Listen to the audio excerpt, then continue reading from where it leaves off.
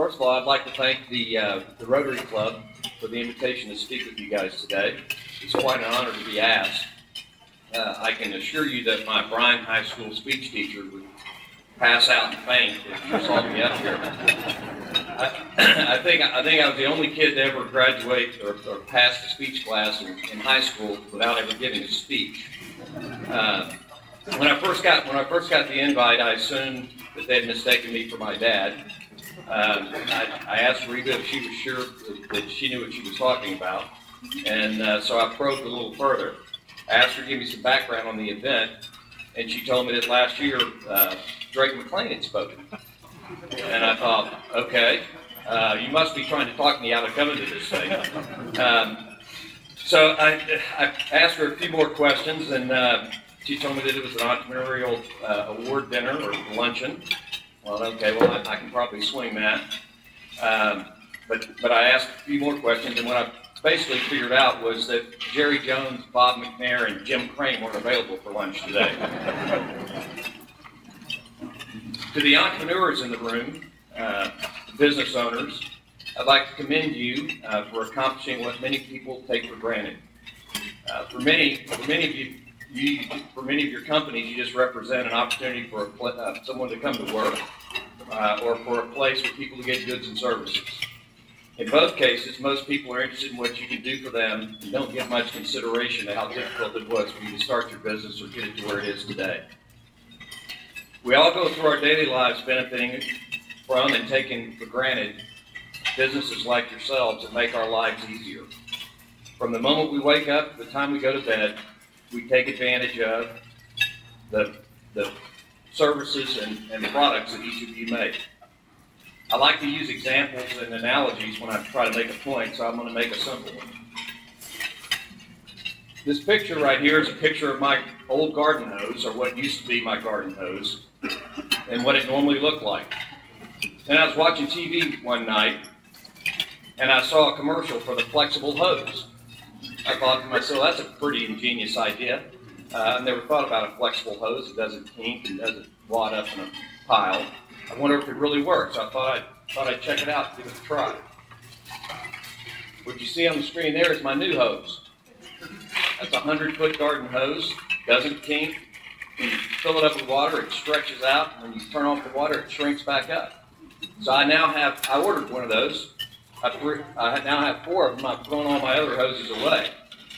So I'd like to thank TriStar Products, whoever they are, for inventing the flexible hose. I wish I had invented it. I'd also like to thank Steve Jobs for inventing Apple and Jeffrey Bezos for inventing Amazon, because I was able to lay in my bed late at night with my iPad and order 4 flexible hoses on Amazon. And then thanks to Fred Smith, who founded Federal Express, I was able to have them ship them to my house in 2 days and deliver them to my front door. If you think about that, it's pretty amazing. All these different founders or entrepreneurs started companies that we take for granted every day that allow us to do the things that we do and simplify our life. For our government, each of your businesses represents an opportunity for revenue. As you hire employees and pay them a living wage, and of course you generate profits, you also generate profits that they can tax. I call our government our silent partner in all of our ventures. I tell all of our CEOs, we have a partner who puts up no capital, takes no risk, but gets 35% of the profits. I keep looking for investment opportunities like that every day, but I haven't been able to find one. So if you find one like that, please give us a call. The truth is that they're not sure what to do with you guys. They like you, but they don't like you all at the same time. But they certainly recognize that they can't live without you. That's because businesses like yours have represented 65% of the job growth in this country over the last 25 years. So on behalf of every customer and every employee that you have, I want to thank you for what you do. My background. I always wanted to have my own business for as long as I can remember. Whether I was picking dewberries across the street from Lester's department store and selling them door to door in my neighborhood, or my Houston Post paper route, I never could get the Eagle. I always had the Post. or my lawn mowing business that I inherited from my older brother right in the back of the room. I've always wanted to run something. Over the past 20 years, I've been fortunate enough to be involved in starting a few businesses and investing alongside a bunch of successful entrepreneurs. I have probably served on over 30 private company boards and currently serve on 10 today. As a result, I've been party to and witnessed some really, really bad decision making. As I like to say, I have lots of scar tissue. So when I was asked to come speak to this group today, I was racking my brain about what I should talk about. I called a few of our entrepreneurial partners back in Houston. I said, look, I've got this group I got to go speak to. I don't know, what do you think I should talk to them about? They said, why don't you just talk about the same things you talk to us about all the time? So I'd like to leave you with some things to consider. I'm on a tight budget time-wise, so I don't have too much time, but I'm going to hit the highlights. If I brush over something that's important to you, be happy to visit with you after the fact. So let's talk about things to consider. Enterprise value.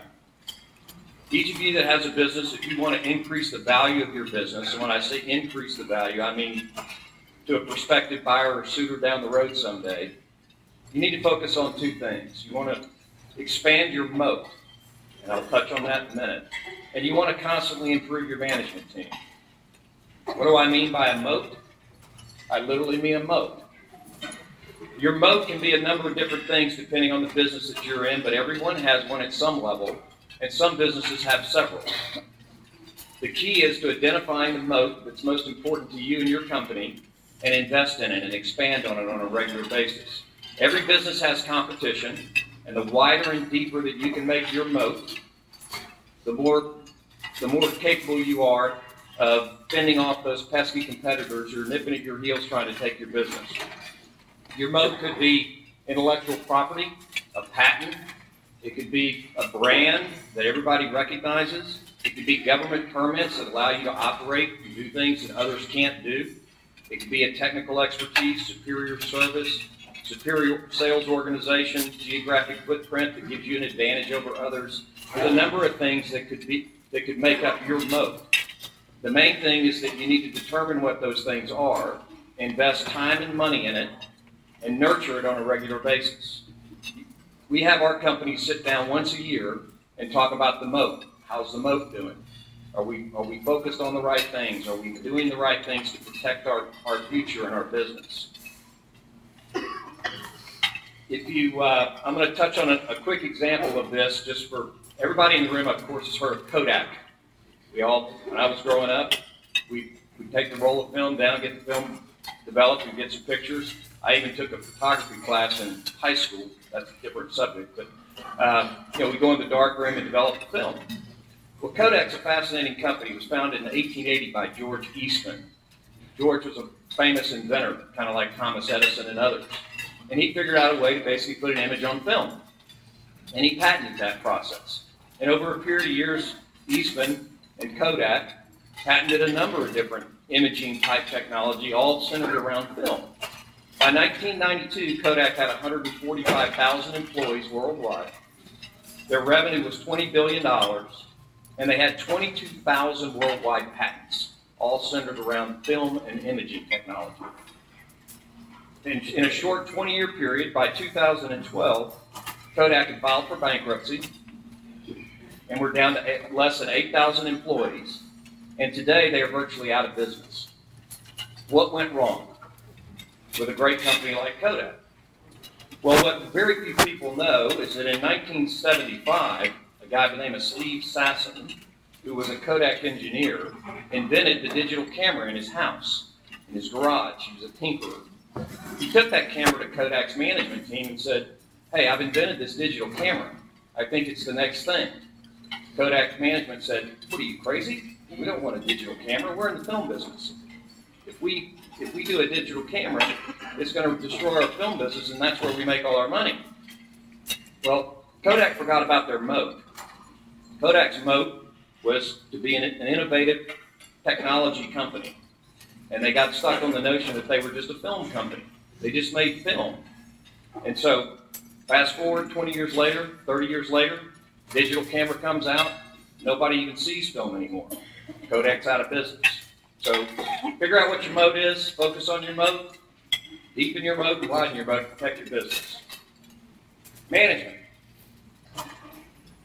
I tell all of our guys that in our office that what we bet on jockeys, we don't bet on horses. Everybody's like, what do you mean by that? I said, well, we bet on management teams. I've been in good industries with bad management teams and done poorly, and I've been in tough industries with good management teams and done well. It's always management, management, management. So what we tell our guys is, look, we got to honestly evaluate our management team on a regular basis. What we do is we sit down and we look at the organizational structure, and we go person by person in the key top positions, and we're honest to ourselves and with our guys about whether the person we have is the right person in that particular position. Because things change. What may be the right team for you today won't be the right team for you in 5 years as you grow. So you have to be honest with yourself and constantly be evaluating and upgrading your team. Hire your replacement. I can't tell you how many times I've sat across the table from someone in their mid to late 60s that has reached the point they don't have someone in the business, family member they can pass the business down to who would like to sell their business. And we said, well, let's talk about your management team.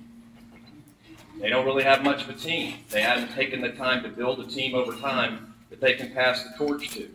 And so it's very difficult for guys like us to invest in businesses where there's no succession management. So hire your replacement. Hire smart people. Hire people that basically strengthen your weaknesses. Frugal is good, cheap is not. What I mean by that, it's okay to be frugal in terms of budgeting and personnel, but don't be cheap. If you find someone that's the right person, and they're a little bit more expensive than you can afford, find the money, figure it out, because that person will pay for themselves time and time again if they're the right person. It's all about stretching and updating and doing everything you can to improve your team. Buzzkills. I always talk to my guys about buzzkills. What's a buzzkill? A buzzkill are negative people, okay? I don't care what size the company you have, whether it's 10 people, 20 people, or 2,000 people. Buzzkills will undermine your objective every single time. Everybody knows what it's like when you're in a room and everybody's on the same page and you're moving in a direction, then Debbie Downer comes in and starts going, well, we can't do that, we can't do this, we can't do that. You can't have those kind of people in your organization. You have to root those folks out and replace them with positive people. If you look at most people that are highly successful entrepreneurs, guys who've started the kind of companies we were talking about earlier, they're all very, very positive people, very positive folks, because they believe they can do anything. So root those folks out of your company and you'll be successful. Pick up the keys. What do I mean by pick up the keys? I get it all the time from our partners and CEOs who say, you know, so-and-so's threatened to quit, and we can't live without them, and so-and-so's doing this, and we can't live without that person. And our philosophy is that if someone is leveraging your organization, a particular employee, and they put the keys on the table, we will always pick them up. We will always pick them up. If you've got a healthy management team, no single individual should be able to hold your business hostage or you hostage. In fact, if you have a really healthy management team, nobody's indispensable, including yourself. I always say to people who bring that argument, well, you just don't understand, right? We just can't live with so-and-so. We can't live without so-and-so. I said, look, the United States of America is the largest economy in the world. We have the biggest military in the world. We have the most complex system in the world. And every 4 years, we elect a new president. Sometimes they last 4, and sometimes they last 8. But if we can replace the president every 4 years, we can replace Joe, the inventory guy, or Sally, the salesperson. Okay? You just have to make the decision to do it. Revenue. Revenue is good. Cash flow is better. Okay? We're always talking about the quality of revenue in our businesses. I tell everybody, we don't want all the business. We just want all the good business. Right? And there is bad business out there. Business you don't want.